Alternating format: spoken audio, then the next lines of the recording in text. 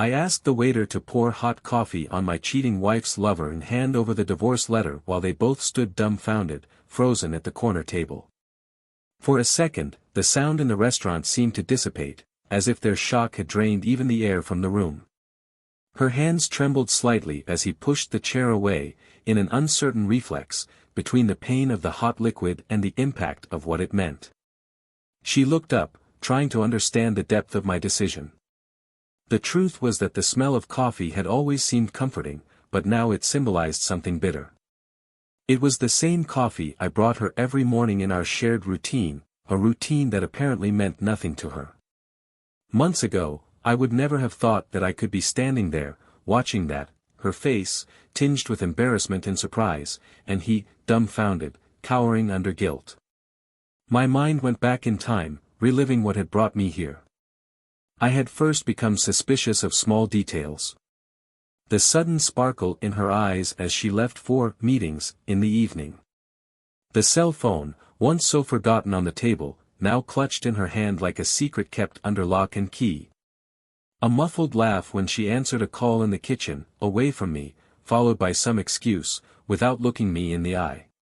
Those little gestures that everyone knows but pretends to ignore, until the silence becomes deafening and the weight of doubt becomes something solid, difficult to carry alone. At the time, I was still trying to convince myself. It was almost pathetic. I clung to every excuse she gave, every hasty, good morning, kiss, every, I'm just tired, to justify the growing distance between us. But the night she left in a hurry, forgetting her perfume, and returned hours later with an unfamiliar scent. It destroyed me. Every detail was like a blade slowly cutting into me. Still, I needed to be sure, a verdict I couldn't ignore. That's when I decided to confront her in a different way. My work routine gave me the perfect excuse to come and go without explanation, so I started watching her from afar, following her footsteps like a shadow, to the restaurant where she spent her evenings, meeting. On one of those nights, I saw her there, next to him, laughing in a way I hadn't seen for a long time. The image of them together, laughing, made me feel like an intruder in my own life. It was as if they were stealing something that I thought was mine alone. It wasn't just the physical betrayal, it wasn't just her body he was touching. It was everything we had built. The years we shared, the dreams, the plans. Everything was being diluted in that complicit smile she had in store for him, a smile I hadn't seen in ages. I felt my blood boil, my hands trembling, as she leaned closer to him, holding his hand on the table as if he were the love of her life. Then I knew. I knew there was no turning back. I knew that, as much as it pained me, that relationship was rotting away. Instead of exploding on the spot, I planned every detail of my response. I wanted her to understand the weight of what she had done, I wanted the shock to be as painful for her as it had been for me. That's how I decided that the next time they met there, I would be there. And not only that. I would bring the divorce, a goodbye without second chances. A clean exit, but one that would leave a mark, so that she would know that nothing we had done, built or lived together could be erased with a simple, it was a mistake. At the right moment, I entered the restaurant, the atmosphere muffled by the aroma of coffee, and made a slight sign to the waiter. He made his way over to their table, exchanging quick glances with me and, with a calculated move, poured the coffee in the direction of her lover, while I left the letter on the table. The man jumped, almost knocking over his chair, and her gaze turned to me, a mixture of terror and disbelief. What I felt at that moment was bitter relief. She tried to understand, her mouth ajar, and he rubbed his hand in pain, both of us bewildered. Finally, she turned to me, with an expression that was a mixture of pleading and indignation. It was then that she muttered, almost voicelessly, "It didn't have to be like this." And I, trying to keep control, just said, "It had to be exactly like that." The letter on the table contained not only the divorce petition, but also a personal letter in which every word represented the disappointment, pain and emptiness she had left in me. In my head, it all sounded like the perfect ending, the end point to a story that, unfortunately, she had twisted with no turning back. But as I was leaving the restaurant, feeling that I had finally regained control of my life, something happened. The next day, an unexpected letter arrived in my hands. It came from someone I would never have imagined was following events closely, someone who had their own secrets and resentments about the situation. The message, wrapped in harsh words, revealed a dark side to everything that had happened, opening up a new, even more devastating perspective on that marriage and the life I thought I knew so well. I asked myself, how well did I really know the person I'd been with all this time? Welcome to the channel. Here, we never support any kind of betrayal. The stories you are about to hear are fictional and have one purpose: to show how betrayal can destroy lives, dreams, and everything that has been built on love and trust. Get ready for an intense and surprising narrative. Enjoy and listen carefully, you're about to experience a truly shocking story. In the early morning quiet of their spacious home, Marcus and Helen seemed, in everyone's eyes, to be an example of a successful couple. He was a rising lawyer in a renowned firm, respected by his colleagues and admired by his clients. Helen, on the other hand, had a special talent for art, but had left her brush and paints to devote herself to her family. Married for more than a decade, they were a couple with a seemingly solid and unbreakable foundation. The time they had spent together, the challenges they had shared, the achievements they had made, and even the difficulties they had overcome seemed to have strengthened the bonds between them, and, to outsiders, Marcus and Helen seemed to live in an ideal union. The home they had built was a refuge for both of them. Every corner of the house reflected the choices and dreams they shared. The bookshelves in the living room were full of books on law, philosophy, and literature, a selection that denoted Marcus' intellect and quest for knowledge. Helen, for her part, had her mark all over the canvases hanging on the walls, abstract paintings in strong, expressive colors that brought the room to life. The kitchen, which she liked to keep organized, was a space where she prepared the meals that Marcus loved. Even though the routine had made the conversations a little shorter and the smiles more automatic, Helen still found pleasure in dedicating herself to this small daily ritual. Marcus was a methodical and observant man. Every detail at work and at home had to be in the right place, which for him brought a sense of control and balance. This precision helped him stand out professionally, but it also made him less flexible. He was disciplined and extremely dedicated, qualities that helped him rise quickly in his career, but which, at home, created a certain rigidity in his relationships. Helen admired this security in him, this sense of purpose that contrasted with her own lighter, more intuitive way of looking at life. Helen, on the other hand, lived in a constant duality. Although she loved Marcus and valued what they had built, she missed something she couldn't explain. The days seemed to follow a predictable, almost boring routine, and, even though she would never admit it to anyone, including herself, it weighed her down. She busied herself with the daily chores, lovingly attending to the details of the house and the support she offered Marcus, but somewhere, something in her yearned for a change, perhaps a spark, that would take her away from the comfortable security they were in. This restlessness accompanied her silently, like a secret shared only between her and her own thoughts. On days when Marcus worked late, Helen took the opportunity to paint. When she shut herself away in her makeshift studio, which was in the far corner of the house, Helen would lose herself in the colors and shapes, as if she could express everything there that she didn't say in words. On those nights, she would stay up late, immersed in a world of possibilities, loose brushstrokes and emotions that she often didn't know how to describe. For her, painting was a way of escaping, of finding some meaning in the midst of monotony. However, as dedicated as she was, Helen rarely showed her work to Marcus. He did admire her art, but never with the enthusiasm she had hoped for, which made her retreat and keep her creations to herself. It was a paradox. Helen wished Marcus were closer, more present in a way that he seemed unable to understand. For him, the late nights at work were necessary, part of his commitment to ensuring a stable life for both of them, while for her, they represented an absence that was hard to ignore. Marcus believed that professional success was his way of taking care of his family, but Helen wanted something more, an attention that he didn't realize. She wanted to feel that, as well as being his supportive wife and partner, she was also someone who mattered to him in a deeper, more emotional sense. For Marcus, this closeness that Helen sought was something implicit. He believed that love didn't need to be constantly declared, that the stability and security it provided spoke for themselves.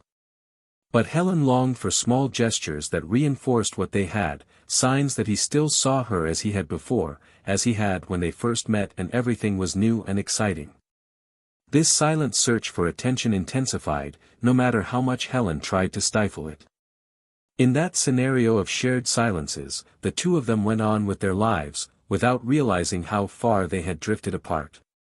Marcus began to dedicate himself more and more to his work, spending extra hours in the office and accumulating responsibilities, which he considered natural for someone seeking success.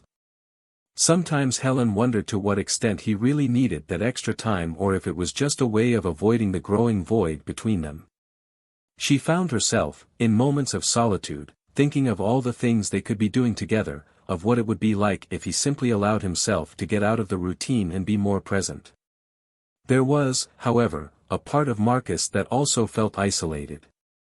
Although he always seemed confident and secure, he carried an internal pressure to be the provider and the example of a successful man, something he never expressed. Smiles, quick conversations and attempts to show affection were, for him, proof that everything was fine. And Helen, noticing these efforts, tried to reciprocate, repressing the anguish that still haunted her. She knew that he loved her and that he was trying to maintain the structure of the life they had built, but what had once been a living flame now seemed like an almost extinguished ember. The two of them had friends in common, occasional meetings with family members, short trips during the holidays, where everything seemed normal, comfortable, predictable. But even on these occasions, Helen sometimes felt like an outsider. At times, she noticed looks from her closest friends, who noticed a certain sadness hidden in her smile, but she would never admit it. And Marcus, for his part, was so immersed in his responsibilities that he almost didn't notice the nuances that were beginning to outline her expression. Friday nights were the hardest for Helen. While the city filled with lights and sounds, and she knew that people were enjoying the weekend, she often found herself alone, waiting for Marcus to come home. He usually arrived tired, with an impeccable suit and an expression that revealed the weight of the hours he had worked, trying to hide his fatigue to avoid her noticing his exhaustion. Helen offered him a gentle smile, handed him a glass of wine, and they exchanged a few words, until the comfortable silence of before became something uncomfortable, almost unbearable. Despite everything, the two of them maintained their ideal couple facade. The photos on social media, the birthdays celebrated, the smiles exchanged at family gatherings. They were both seen as examples of a happy and successful couple. But deep down, Helen carried an emptiness that Marcus could never have imagined, and he, for his part, felt trapped in a mission to maintain his family's financial and emotional stability, without realizing that emotional stability was already crumbling. Over time, Helen began to realize that, no matter how hard she tried, she couldn't shake the feeling of incompleteness. Her attempts to regain intimacy and complicity with Marcus seemed increasingly distant, like an echo of a happy past that was now out of reach. On her canvases, the vibrant, abstract colors she used to express her anguish and desire became almost obsessive. She wanted Marcus to see them, to see in them the silent cry of someone longing for change, but he, wrapped up in his world of obligations and commitments, didn't seem to pick up on these messages. Helen spent more time in cafes, walking alone around the city or chatting with acquaintances in casual encounters. These moments, although brief, offered an escape from the weight of routine. She found temporary relief in these little refuges, but when she returned home, the emptiness seemed to settle in even more strongly. And Marcus, without knowing it, contributed to this, trapped in the idea that everything was fine as long as he fulfilled the role of provider that he worked so hard to maintain. This was the world they had built, an illusion of stability, a beautiful canvas that covered the most painful and unsustainable things between them. And both of them, perhaps out of pride or fear, avoided touching on the subject, continuing in a silent dance where they each dealt with their own insecurities, without realizing how much they were losing in the process. But on that particular morning, as Marcus left for another long day at work and Helen watched the garden from the living room window, she felt a different kind of melancholy, a nagging certainty that something needed to change. She didn't know how or where to start, but she felt she could no longer ignore the growing emptiness between them. On the morning that everything began to fall apart, Helen woke up restless, as if she knew that this was going to be a different day. The shadows of her doubts danced across the routine, and the emptiness between her and Marcus seemed more intense, almost palpable. She watched him leave for work, his suit impeccable and his countenance determined, and tried to feel the familiarity of before, but everything seemed distant. All that remained was the silent house, the echoes of old footsteps, the feeling that time no longer touched them as it used to. As the day progressed, Helen took refuge in the studio, but even among the canvases and brushes, she found no relief. She was restless, unfocused, as if something was pulling her out of that safe space. For months, she had tried to convince herself that this was just a passing moment, a common phase in any marriage.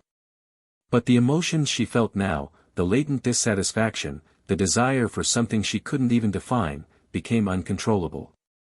On an impulse, she left the house for a walk in search of some peace.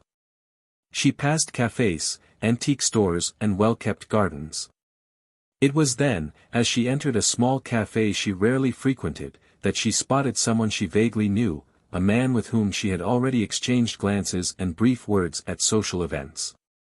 His name was Daniel, and the mere fact that he was there, looking at her with sympathy and unexpected kindness, awakened a new feeling in Helen, something that contrasted intensely with the life she had been leading.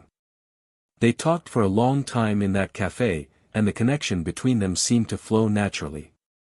He listened to her with an attention she hadn't felt for years, an attention that made her feel seen, understood. It was a bittersweet sensation, because however pleasant it was, there was a weight of guilt in it. Still, Helen continued to see Daniel on casual dates, first unintentionally, then with growing anticipation.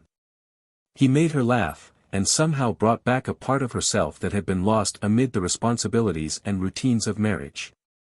Over time, these encounters became more and more frequent, and the line between friendship and something more began to blur. Daniel was attentive, interested in her art, curious about her opinions and innermost thoughts. Helen felt desired and admired, and as much as she tried to suppress that feeling, Daniel's presence made it increasingly difficult to go home and face reality with Marcus. When he asked her about her day, she limited herself to short answers, fighting the guilt that consumed her inside. The intimacy between Helen and Daniel grew in silence, like a storm slowly forming on the horizon. She knew she was crossing a dangerous line, but with every encounter, every casual touch, every glance exchanged, she felt that there was something uncontrollable and inevitable between them. In Daniel, she saw a possibility that frightened and delighted her at the same time. She knew she was building an invisible barrier between her and Marcus, but she couldn't stop. The marriage that had once seemed like a fortress now seemed more like a prison from which she wanted to escape. While Helen plunged deeper into the relationship, Marcus remained absorbed in his routine. The pressure at work increased and he spent even more time in the office, convinced that he was doing the best for his family. At the time, he didn't notice the nuances in Helen's expression, the subtle changes in her behavior, the little signs that something wasn't right. He believed that the love between them was solid, a strength that didn't need to be demonstrated or constantly renewed. Until, one night, something changed. Helen left the house with the excuse of an appointment and went to meet Daniel in a discreet restaurant. Anxiety mixed with enthusiasm, and when she saw him there, waiting for her with a smile, she felt a wave of emotions that she couldn't contain. Their conversation flowed naturally, and time seemed to be suspended, as if that moment belonged only to the two of them. In the middle of the conversation, he took her hand and she didn't move away. It was a simple gesture, but it symbolized everything Helen wanted, a touch, a bond, a feeling of closeness that she hadn't experienced for a long time. However, deep down, something in her knew that this moment came at a high price, that crossing that line meant breaking with everything she and Marcus had built. But that night, Helen put her doubts and guilt to one side. When they left the restaurant and he walked her to her car, the goodbye was longer, the hug tighter, the kiss inevitable. She returned home feeling torn between remorse and elation. As she lay next to Marcus, who was sleeping peacefully, she felt consumed by guilt. He was there, by her side, trusting her, while she was carrying a secret that, if revealed, would destroy everything. She spent the night staring at the ceiling, going over every detail, every word, every touch. It was as if she were playing a risky game, where the slightest slip-up could expose the truth. In the days that followed, Helen tried to distance herself from Daniel, but the attraction between them was like a magnetic force. Avoiding meetings was painful, and life with Marcus became increasingly unbearable, as if every word exchanged with him was impregnated with the shadow of the secret she carried. In her moments of solitude, Helen imagined what life would be like if she had followed another path, one where there was no guilt, but also where there was no emptiness that Daniel seemed to fill so well. She thought about confessing everything to Marcus, opening up and facing the consequences, but she didn't have the courage. She feared not only his reaction, but also what it would mean for her own life, for her own future. So she decided to keep it a secret, to pretend that everything was fine, but every day this decision weighed more heavily on her shoulders. And Daniel, sensing her internal struggle, tried to comfort her, promising that they would be together somehow. Then, one silent night, Marcus became suspicious. Small details began to appear like pieces of a puzzle. Helen spent more time away from home, seemed more distracted and, some nights, when she lay next to him, she felt tense, as if she were carrying an invisible weight.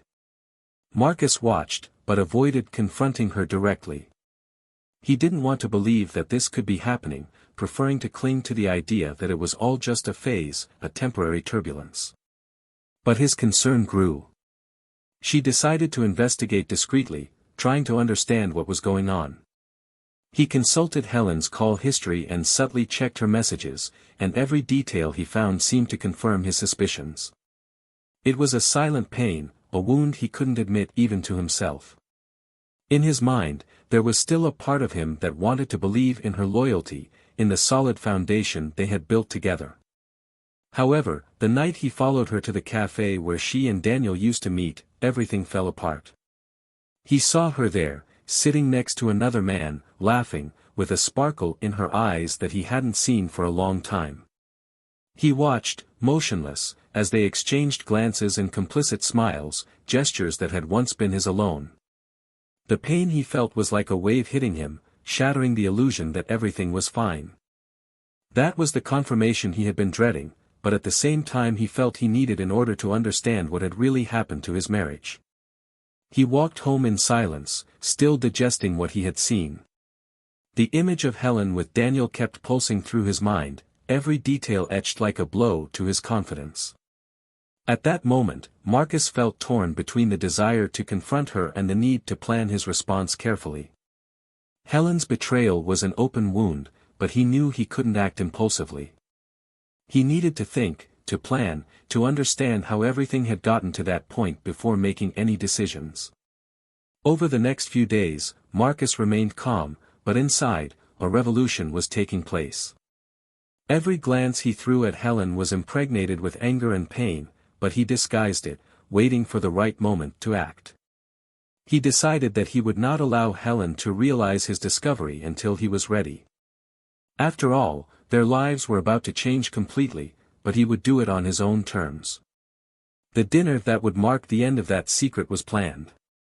Marcus prepared every detail in the coldest and most calculated way, determined to make that moment unforgettable. The evening finally arrived, and with it, Marcus carefully planned dinner. Helen came downstairs, wearing a dress he had bought for her years before, on a wedding anniversary that now seemed far away. When she saw him in the dining room, setting the table with the attention to detail that was so characteristic of him, she felt an inexplicable discomfort. The room was silent, every move Marcus made seemed rehearsed, calculated, and there was a coldness in the air that Helen couldn't understand. He offered her a glass of wine, and the two toasted in a silence that bordered on uncomfortable. She noticed that Marcus' eyes were fixed on her, intense and penetrating, as if they were trying to unravel every hidden thought, every secret she was trying to hide. The drink felt bitter in her mouth, and Helen looked away, trying to find comfort in the familiar details of the house, but everything seemed strange to her. "I want you to know that I've thought a lot about us, Helen," he said, breaking the silence with a firm, decisive voice. "I think it's time we were honest with each other." Helen swallowed, feeling her heart beat faster. It was as if the ground was beginning to give way beneath her feet, but she tried to disguise her nervousness with a fragile smile. "Of course, Marcus," she replied, trying to sound calm. "Honesty has always been important to us, hasn't it?" Marcus looked at her intensely, studying every nuance of her face, every detail that gave her away. He placed his glass on the table, leaning closer. "I know about you and Daniel." The words fell on Helen like a blow, and she felt the blood disappear from her face. Her hand shook slightly, almost dropping the cup. She tried to reply, but the words stuck in her throat, choked by guilt and fear. I don't know what to say, Marcus." He held up his hand, interrupting any attempt on her part to justify what he had done. His expression was firm, almost cold, but his eyes shone with a mixture of anger and pain. "You don't have to say anything," he continued. "I've heard and seen enough. Do you think I didn't notice the changes, the apologies, the distancing? I ignored it all, Helen, because I trusted you. I trusted that what we had was solid enough to weather any storm. But I was wrong."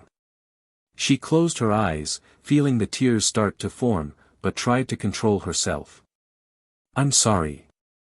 I made a mistake, but a mistake," he interrupted, laughing bitterly. "A mistake is forgetting an important date, not betraying the person you've shared a life with."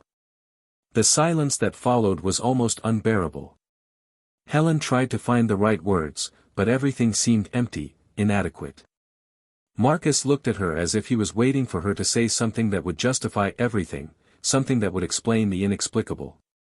It was then that he paused, inhaling deeply, and Helen noticed something different in his expression. A contained anger, a pain that seemed even deeper than what he had revealed so far. "And there's something else, Helen," he said, his voice taking on a heavy tone. "Something you may not know, but you'll understand now." Helen stared at him, not knowing what to expect.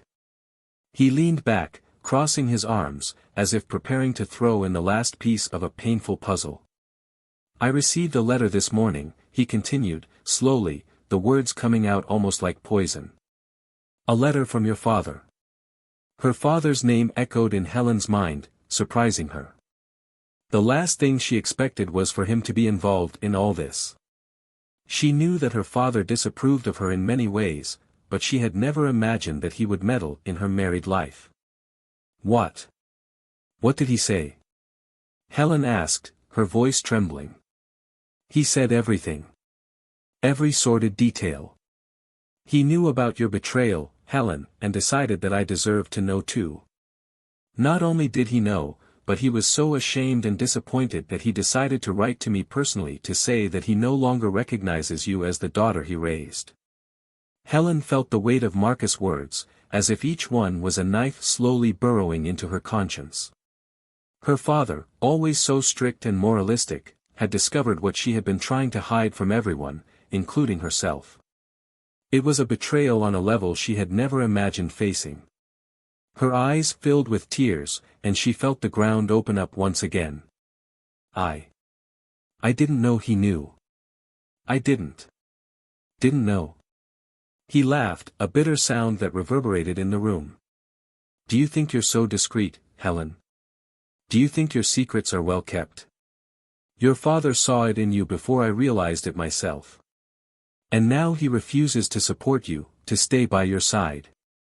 He said he's reconsidering all the financial support he gave you, and frankly, I don't blame him." She tried to justify herself, but the words kept slipping out, lost in a mixture of guilt and despair. Marcus's face showed a grim pleasure, as if he were extracting some kind of revenge at the sight of her anguish. "You destroyed our marriage, Helen," he said at last. But you also destroyed your own father's respect for you. He disowned you, Helen, and I honestly think you deserved it. She covered her face with her hands, feeling the tears flow as everything fell apart around her. The betrayal, which she had tried to justify to herself, now consumed her, revealing the devastating consequences of her choices. After the impact of the revelation, the silence that settled between Marcus and Helen was almost unbearable. He remained still, watching her with a distant, impenetrable gaze, while she tried to pull herself together amid the waves of pain and guilt that consumed her. Helen felt like a stranger in her own life, as if everything around her was in ruins. The weight of Marcus' words still echoed in her mind, the betrayal, the loss of respect from her own father, the feeling of helplessness. It was difficult to assimilate the extent of the consequences of his actions. These were the consequences of a mistake that, as much as she had tried to minimize it for herself, was now showing itself in all its brutality. It was impossible to ignore the fact that, at that moment, she had lost everything. Sitting at the table where they had so often celebrated moments of happiness, she now found herself trapped in a devastating reality, in which every little piece of her life was in ruins. Marcus kept his posture rigid, without looking away. His pain and anger were so intense that he seemed almost anesthetized. Part of him wanted to get up and leave, to leave Helen there with her guilt and her choices. But another part, a part that still clung to what they had been, remained there, as if waiting for a miracle could repair the pain she had caused him. The irony was bitter. He, who had always valued sincerity and transparency, now found himself shrouded in the shadows of secrets and disappointments. "I just wanted you to know something, Helen," Marcus finally said, breaking the silence with a low, sad voice. "It's not just about what you did. It's about how you destroyed the trust one had in us. I wanted to believe that we were invincible, that our bonds were strong enough to withstand anything. But now I realized that was just an illusion." Helen tried to reply, but each attempt was thwarted by her own shame. What could she say? How could she justify the unjustifiable? In her mind, images flashed of the moments she had spent with Marcus, the dreams they had built, the plans they had made for the future. And now everything seemed to be collapsing like a house of cards. She knew that the words of apology were empty, that no explanation could reverse what had been done.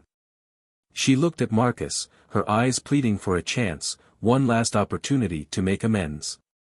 But he seemed so distant, so oblivious to her pain, that Helen realized that pleading was useless. He wasn't willing to listen, and perhaps he never would be. I don't know what to say, Marcus. I'm just sorry," she said, her voice almost a whisper. He laughed, a short, bitter laugh. "You're sorry?" His voice was cold, almost cruel. "You destroyed our life, Helen. You destroyed our home, our plans. And now, all you have to say is, 'I'm sorry.'"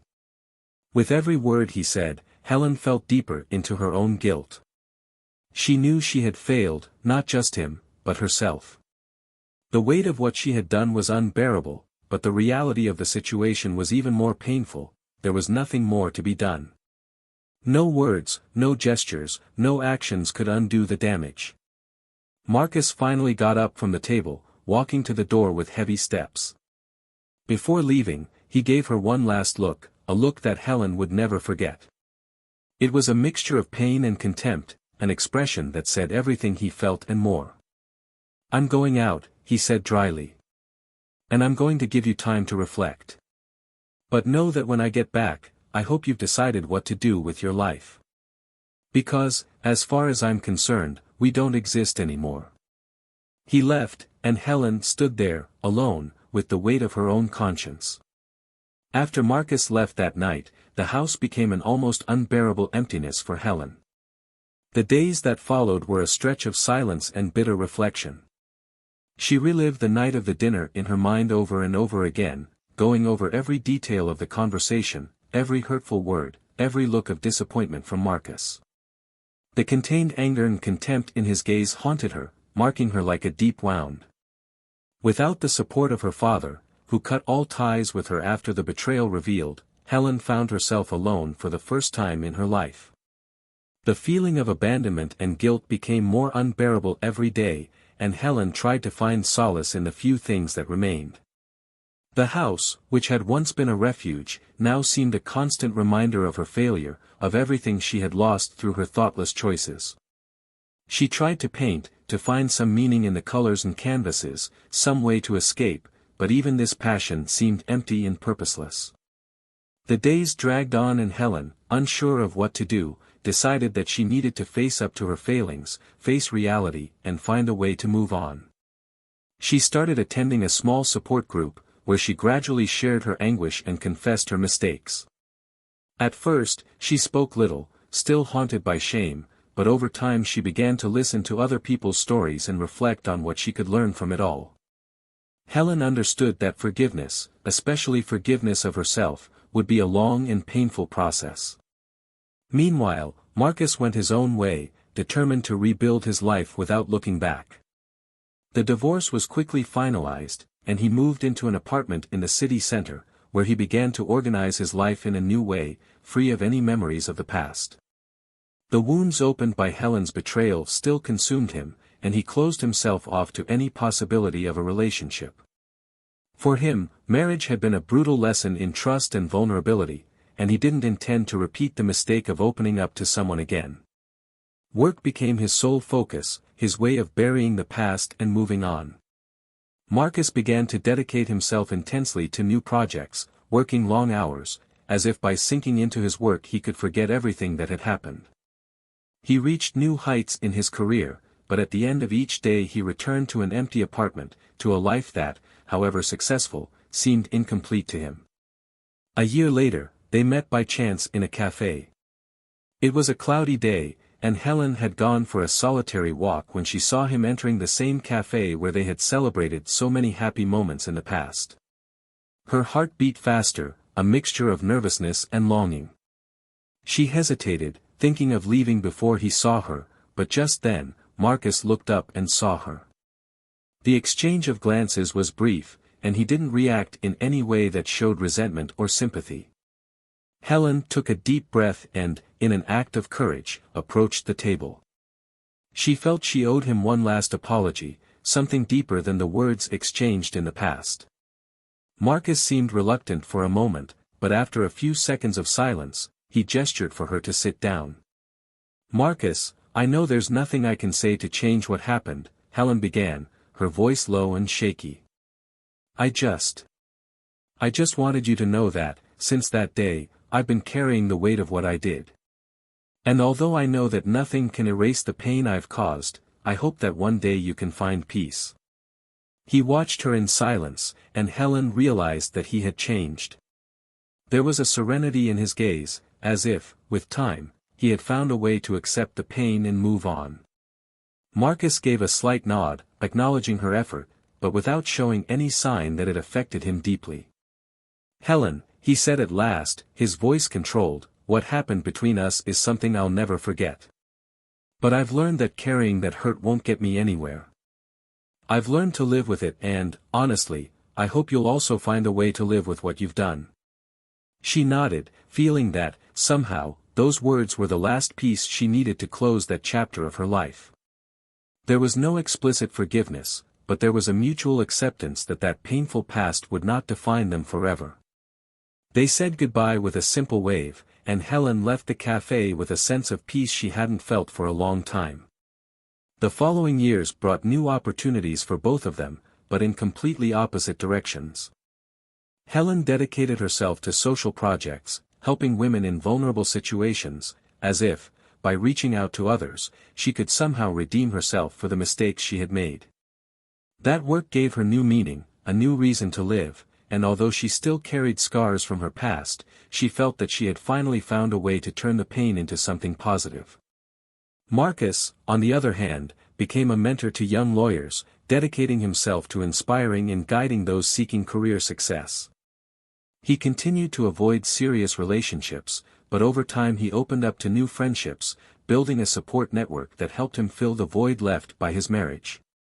His life went on smoothly and, from time to time, he found himself thinking of Helen, not with anger, but with a slight longing for what they had once been. So they both went their separate ways, carrying the bitter lessons of the past and finding, each in their own way, a new purpose. For Helen, the mistake and its consequences were an eternal reminder of the fragility of human relationships, while Marcus discovered that true strength lay in moving on, even when your heart is in pieces.